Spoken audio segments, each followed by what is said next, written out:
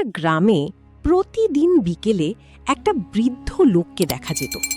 তিনি রাস্তার পাশে বসে থাকতেন আর সবাইকে হাসি মুখে দেখতেন, কিন্তু কেউ তার সাথে খুব একটা কথা বলতো না। গ্রামের ছেলেরা মাঝে মাঝে তাকে নিয়ে মজা করত। ওই বুড়োটা শুধু বসে থাকে, কোনো কাজ নেই। কিন্তু রবি নামে একটা ছেলে ছিল যে কখনো তাকে নিয়ে হাসত না, বরং সে প্রতিদিন স্কুল থেকে ফেরার পথে তাকে নমস্কার করত। একদিন রবি স্কুল থেকে বাড়ি ফেরার পথে দেখল বৃদ্ধ লোকটা খুব দুর্বল হয়ে গেছে, এবং রবি এগিয়ে গিয়ে বলল, দাদু, আপনি কিছু খেয়েছেন? বৃদ্ধ হেসে বললেন, না বাবা, আজ কিছু খাইনি। রবি তখন নিজের টিফিন ওই বৃদ্ধ লোকটিকে দিয়ে দিল।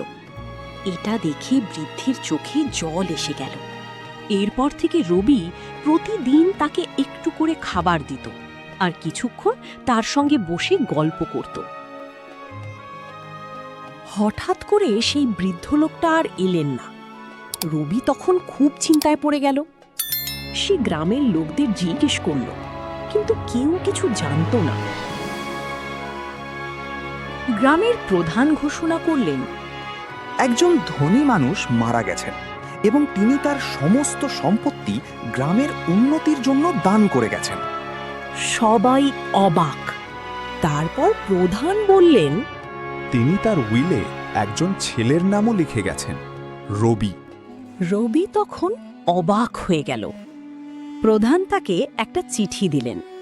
চিঠিতে লেখা ছিল, প্রিয় রবি, সবাই যখন আমাকে অবহেলা করত তখন তুমি আমাকে সম্মান দিয়েছ। তুমি আমাকে খাবার দিয়েছ, সময় দিয়েছ। আমি আসলে এই গ্রামের সবচেয়ে ধনী মানুষ ছিলাম। আমি দেখতে চেয়েছিলাম কে মানুষ হিসেবে সবচেয়ে ধনী। তুমি সেই মানুষ। তাই আমার সম্পত্তির একটা অংশ তোমার জন্য রেখে গেলাম। রবির চোখ দিয়ে জল গড়িয়ে পড়ল। সে বুঝল, মানুষকে সাহায্য করতে বড়লোক হওয়া লাগে না, শুধু একটা ভালো মনই যথেষ্ট।